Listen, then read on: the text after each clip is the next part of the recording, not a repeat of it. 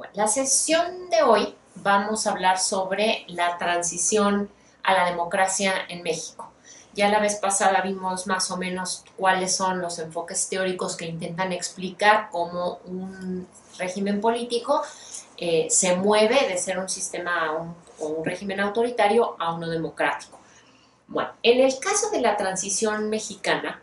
eh, hay, digamos, muchos estudios que han tratado de explicar esta transición o esta democratización del sistema político en México. Es interesante porque en realidad no parece haber un acuerdo todavía de por lo menos dos cosas. Uno, cuándo inicia la transición y dos, cuándo termina la transición. De hecho, hay autores que hasta la fecha siguen argumentando que no se puede hablar todavía de que la transición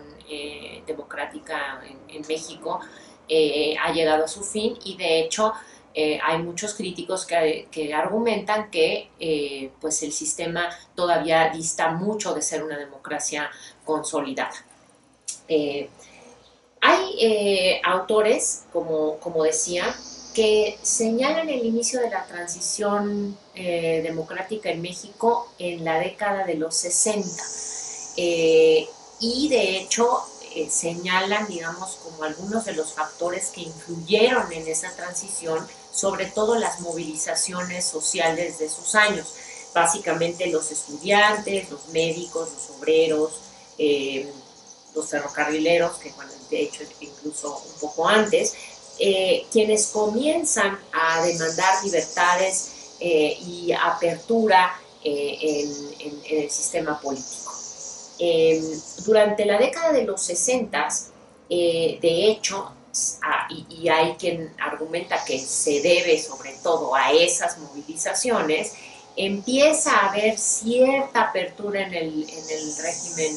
régimen político con lo que se llamó los diputados de partido, que básicamente lo que hacían esta figura, digamos, era que permitía que los partidos políticos que hubieran conseguido una votación de al menos 2.5% del total de la votación obtuvieran diputados, tuvieran la posibilidad de obtener diputados en el Congreso Nacional.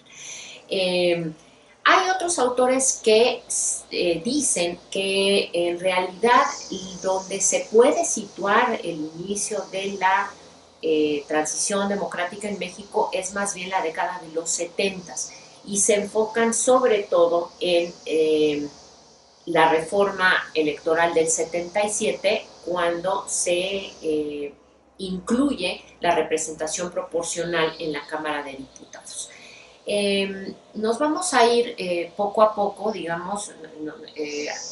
situando o viendo cuáles son todos los factores que podemos identificar como aquellos que influyeron en la democratización y más adelante me voy a detener un poco más en la reforma del 77, que finalmente sí es una reforma muy importante, por lo menos en el ámbito electoral. Antes de pasar, digamos, a los hechos y a describir cuáles son pues esos factores que podemos identificar como los causantes de la democratización, es importante decir que así como no hay acuerdo en cuándo empieza y cuándo acaba la transición, lo que sí, en donde sí hay acuerdo es que los estudiosos del tema de la transición democrática en México señalan que la transición en este país fue una transición básicamente pacífica, una transición en la que no hubo propiamente una ruptura con el régimen autoritario previo y por tal motivo más bien se trató de una serie de reformas y de disputas que después de varios lustros produjeron que el sistema electoral pasara de un sistema de partido hegemónico, como lo llamó Sartori, a uno de pluralismo moderado. Como lo dice Mauricio Merino, la transición en México él la llama una transición votada. Y justamente la llama una transición votada porque, a diferencia de una transición violenta donde hubo una guerra civil o una transición pactada, como se les llama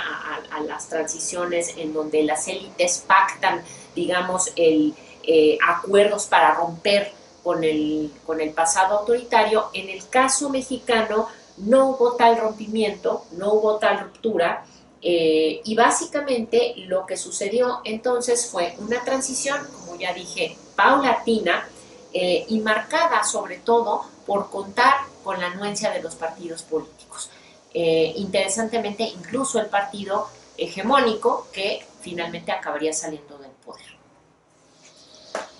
El primer factor que es muy importante tomar en cuenta, y quizá en el que muchos de los autores que han trabajado sobre este tema de la transición es el tema en el que más énfasis han puesto, es en el de las reformas políticas, básicamente electorales. Yo creo, como otros autores, que no es la única causa para nada de la democratización, pero sí es importante hacer, digamos, un recuento de estas reformas y cómo fueron influyendo en el sistema político, para después pasar a explicar otras de las causas que también se deben tomar en cuenta. Bueno, si nos centramos en las reformas electorales, quizá con la que podríamos partir es con la reforma del 62, cuando se introducen por primera vez lo que ya había yo mencionado, los llamados diputados de partido, que eran básicamente representantes de partidos políticos que habían logrado obtener al menos el 2.5% de la votación total o de la votación nacional.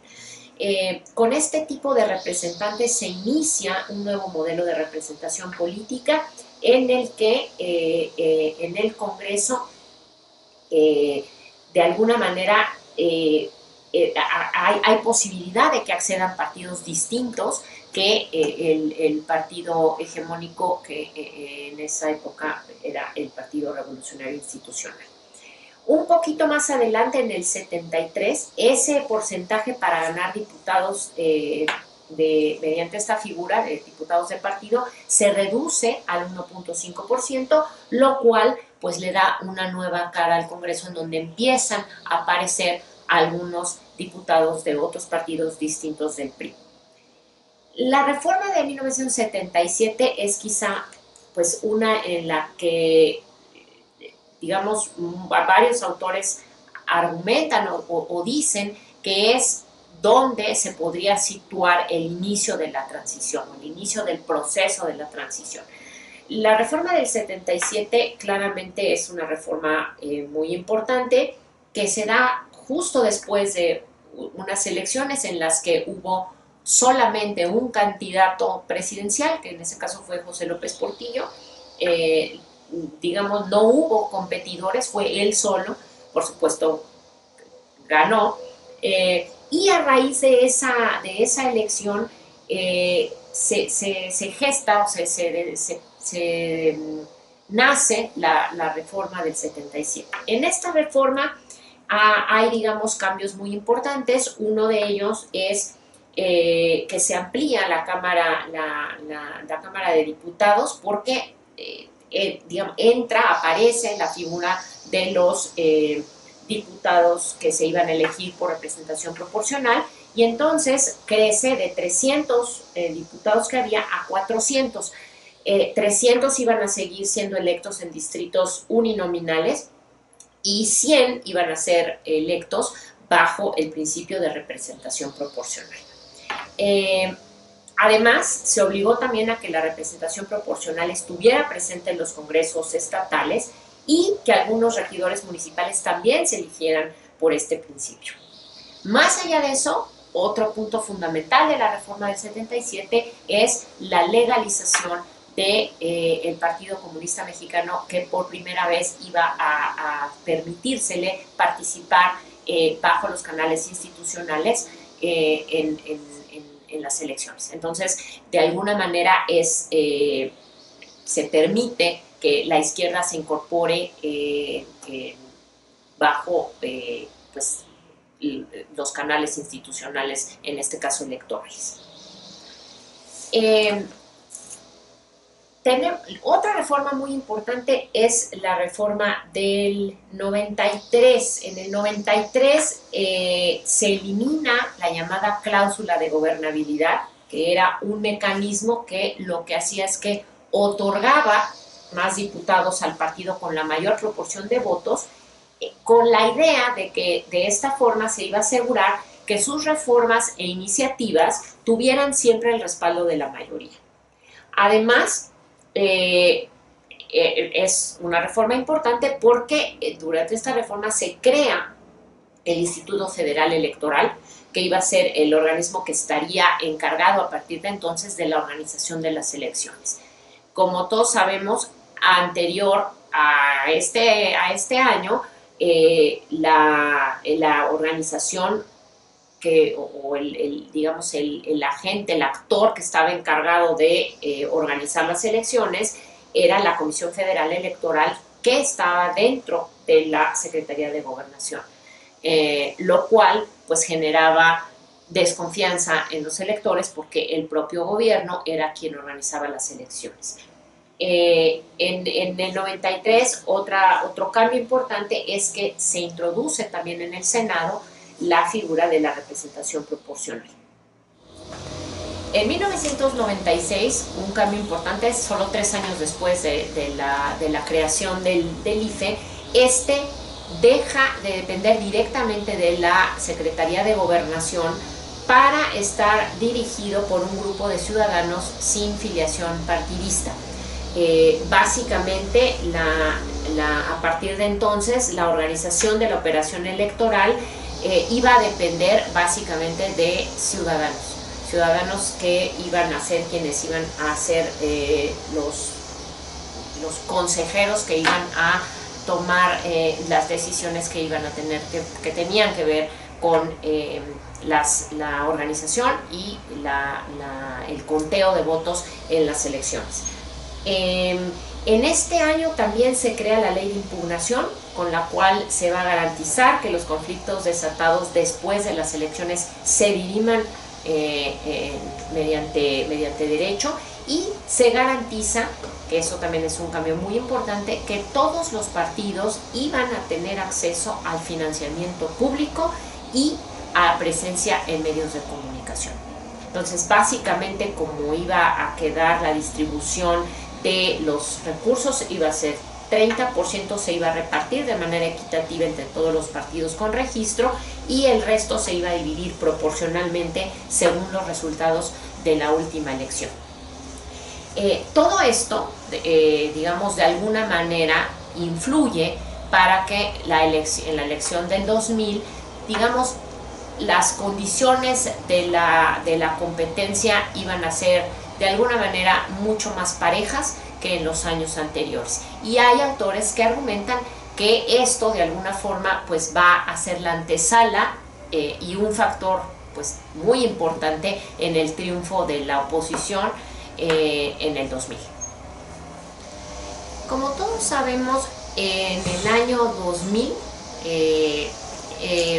gana Vicente Fox. Que era el candidato de la Alianza por el Cambio, que era básicamente el PAN junto con otros partidos, que se enfrentó a Francisco Labastida, que era el candidato del partido en ese momento en el poder, que era el PRI, y de Cuauhtémoc Cárdenas, que representaba o era el candidato de la Alianza por México. La elección del 2000, como todos sabemos, fue una elección interesante porque finalmente, repito, a diferencia de elecciones anteriores, iba a ser una elección en donde iba a haber recursos para los partidos, para todos los partidos, iban a estar presentes en los medios de comunicación, pero además era una elección muy importante porque finalmente Vicente Fox logra armar una campaña estratégica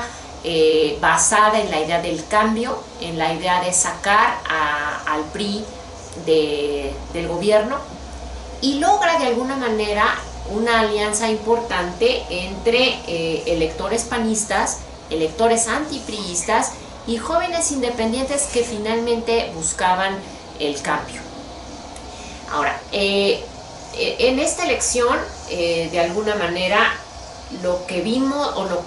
que logramos ver fue, repito, una competencia mucho más pareja que en elecciones anteriores, en donde había un candidato carismático que representaba de alguna forma el cambio, frente a un Cuauhtémoc Cárdenas que de alguna manera era un candidato que ya se había visto, que ya había competido y que de alguna manera nunca logró realmente la simpatía o el agrado de muchos, de una buena parte del electorado. Y el caso de Francisco Labastida, que su candidatura estuvo cuestionada y de hecho antecedida por una importante fractura dentro del partido, del PRI, debido a pues luchas internas en donde había otro candidato que era Roberto Madrazo, que de alguna forma pues cuestionó la manera en la que Zedillo decide pues la elección de Labastida como candidato. Como todos sabemos, entonces Fox gana esta elección y de alguna manera situamos o vemos esta elección, la elección del 2000, como pues para muchos la culminación del proceso democrático, con la alternancia en la presidencia. Sabemos que ya había habido alternancias anteriores a nivel local, y de alguna manera pues esto era, repito, la culminación de un proceso en el que el PRI había ido perdiendo poco a poco lugares en el Congreso y en el Senado. De hecho, es interesante ver la siguiente gráfica, en donde podemos observar más o menos cómo se va comportando el PRI en términos de número de diputados en el Congreso. Como podrán ver en esta gráfica, podemos ver cómo a partir del 76 va disminuyendo el porcentaje de diputados del PRI en el Congreso, ¿no? Aquí en esta otra gráfica lo podemos ver también, la composición de la Cámara. Básicamente vemos la barra gris es el PRI y vemos cómo va cayendo poco a poco hasta llegar a su mínimo histórico en el 2006, para luego tener un pequeño repunte, igual como los otros partidos van creciendo a partir del 76 hasta tener su máximo histórico en el 2006 y luego tener una pequeña caída. En el caso del Senado, lo que podemos ver es básicamente lo mismo, ¿no? Ahí, sin embargo, la caída importante viene a partir del 91, que coincide con la época en la que se introduce la figura de la representación proporcional en el Senado, y cómo va cayendo poco a poco hasta su mínimo histórico en el 2006. Eso lo vemos aquí también en esta gráfica de barras, en donde igualmente podemos ver cómo, de nuevo, la composición en la Cámara de Senadores va del 100% en el 76 y cómo va disminuyendo hasta un mínimo histórico en el 2006. Bueno, ahora, no solamente son las reformas electorales, digamos, los factores que podemos identificar como las causas del proceso de democratización en México. Dos elementos más creo yo que deben destacarse. Uno de ellos, que destaca la profesora Soledad Loaiza, por ejemplo, que son las crisis económicas, sobre todo la del 76 y la del 82, y más tarde la profundización del 82 en el 85. Estas dos crisis económicas tuvieron repercusiones muy importantes en general sobre la sociedad mexicana y sobre el sistema de partidos.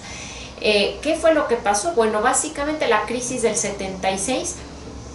de alguna manera es una crisis económica muy importante que tiene que ver con una crisis mundial, pero que en México se siente de manera importante Y la respuesta que tiene José López Portillo, en esa época presidente, a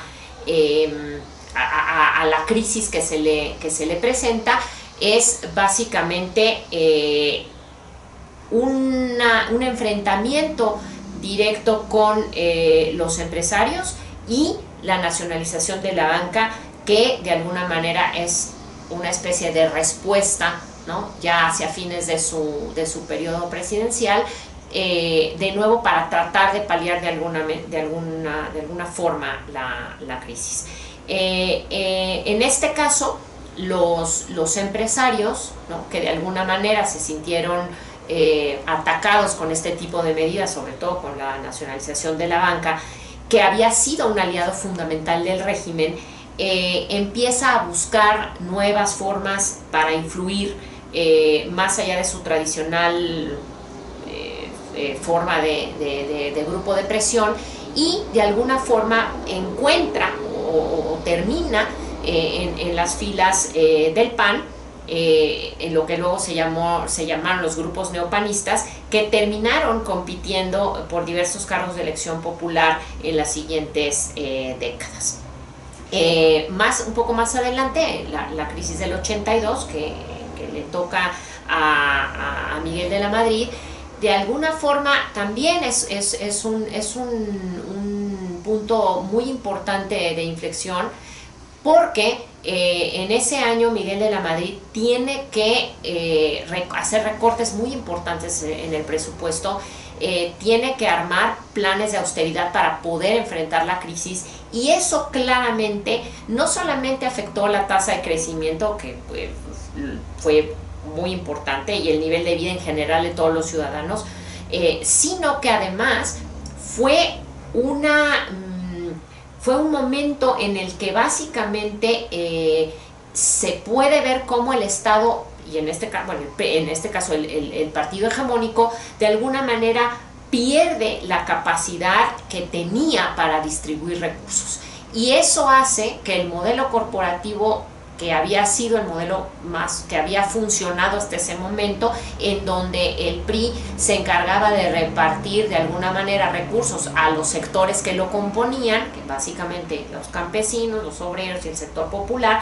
en el momento en que los recursos dejan de fluir y dejan de fluir a estos sectores, el modelo corporativo empieza a desquebrajarse. Entonces, esto hace que de alguna forma los beneficios que constituían, digamos, el aceite de la maquinaria electoral, pues en el momento en que dejan de llegar esos recursos, pues eso le resta mucha fuerza a las bases priistas. De alguna manera, también a partir del 82, cuando empiezan las privatizaciones, empiezan las desincorporaciones de las empresas paraestatales, eso de alguna forma también reduce la influencia del Estado en la economía, y de nuevo, a su vez, eso genera mucha presión sobre las bases priistas, que empezaban a dejar de recibir recursos y beneficios que hasta ese momento habían recibido. Otro hecho importante es el terremoto del 85. El terremoto del 85 es también, digamos, otro punto de inflexión muy importante, sobre todo para detonar movilizaciones sociales muy importantes. Ante la incapacidad y la lentitud del gobierno de Miguel de la Madrid a responder en las tareas primero de rescate, en la emergencia, digamos, del terremoto, y posteriormente en las tareas de reconstrucción, hacen que la sociedad mexicana se organice de manera tal que empiezan, digamos, a gestarse importantes movimientos sociales que después van a tener, digamos, un peso importante en la demanda de apertura del sistema. El avance de la oposición, tanto de derecha como de izquierda, fue lento, pero como ya vimos en las gráficas pasadas, poco a poco fueron ganando espacios. Y lo que es muy claro es en 1986, cuando en el caso de la gobernatura en Chihuahua, el PAN empieza a lograr espacios que hasta ese entonces no había logrado, como fue justamente la gobernatura de un Estado. Digamos, todo esto en su conjunto genera también algo importante, que es una fractura dentro del partido hegemónico. Como vimos la sesión pasada, las fracturas en la élite normalmente son señales que, digamos, nos dan pistas sobre posibles aperturas o posibles procesos de democratización. Y en este caso hubo una fractura importante dentro del partido hegemónico, básicamente lo que después se catalogó como una división entre los políticos tradicionales y los tecnócratas por un lado, ¿no? De alguna forma generaron, o fue uno de los motivos que impulsaron en el partido la creación de la llamada Corriente Democrática, que encabezaban Cuauhtémoc Cárdenas y Porfirio Muñoz Ledo, y que más tarde se iban a convertir en lo que se llamó el Frente Democrático Nacional, cuyo candidato a la presidencia, el primer candidato a la presidencia de ese frente, que luego se convertiría en el PRD, pues fue Cuauhtémoc Cárdenas. La visión que tienen autores como José Woldenberg, por ejemplo, sobre la transición, es una visión interesante, porque básicamente lo que ellos argumentan es que la transición en México es una transición que no se da, digamos, de la élite hacia abajo, igual como habíamos visto en la sesión pasada, o sea, no es una transición pactada, ¿no? Sino más bien es una transición en la que son poco a poco, digamos, estos partidos que van ganando espacios a nivel local, y eso es importante, empiezan ganando presidencias municipales para luego ir ganando espacios en el Congreso, para luego ir ganando gobernaturas, y son esos actores los que poco a poco, al ir llegando a posiciones de poder, van generando nuevas reformas o presionando para generar reformas que a su vez amplíen los espacios, y en el momento en que llegan esos nuevos al poder siguen presionando para hacer nuevas reformas y abrir nuevos espacios. Entonces, básicamente lo que señalan autores como Woldenberg es que este proceso democratizador en México dura más cerca de 2 décadas, 20, 25 años, durante los cuales estos distintos grupos que quieren cambios en el sistema político, de alguna forma eligen la arena electoral para competir por el acceso en el poder, tratando de evitar la violencia. Son entonces, digamos, la mecánica del cambio político, dicen ellos, son partidos políticos con intereses y visiones diversas que promueven estas reformas, como mencioné, que les otorgan ciertas prerrogativas, cierta seguridad, para luego volver a competir en las elecciones y, tras ganar algunos puestos y algunos espacios de poder, vuelven a impulsar reformas para ganar más derechos. Esta es un poco la idea que tienen estos autores sobre la transición. Ahora, según Woldenberg, él sí sitúa la transición política en el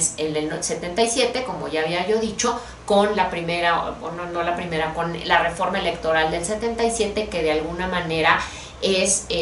digamos, una respuesta a el movimiento, sobre todo varios movimientos sociales, pero sobre todo el movimiento social de 1968. Básicamente,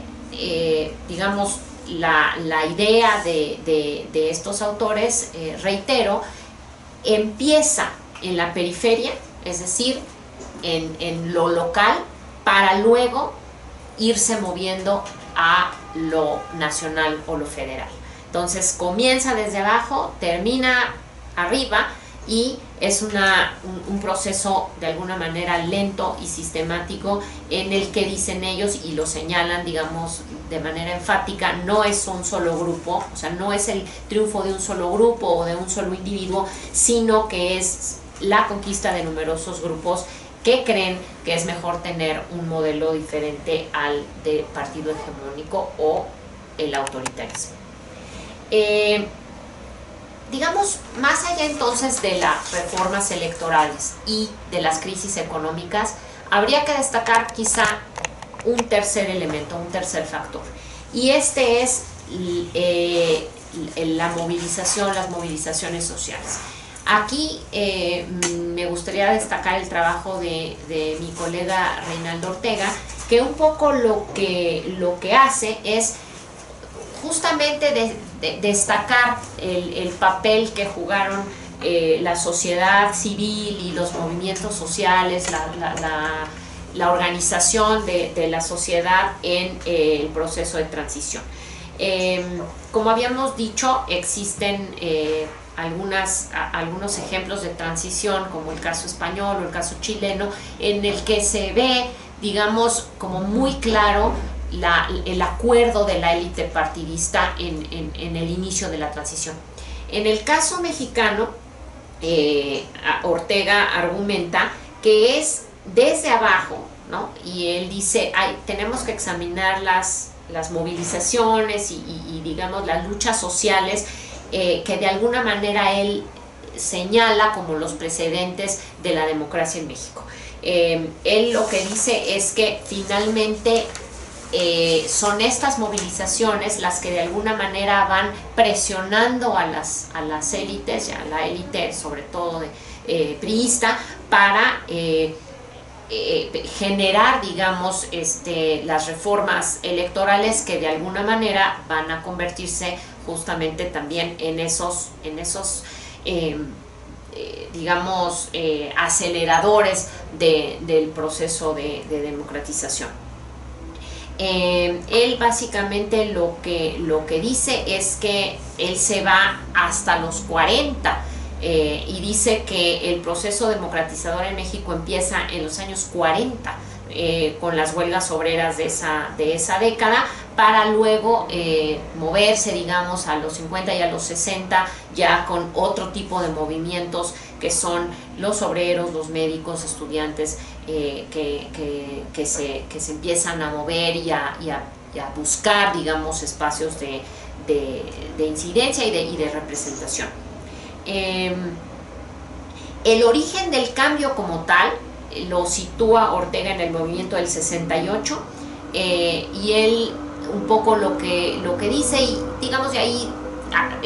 está de acuerdo, digamos, con otros autores que también señalan el 68 como un punto pues, de inflexión crucial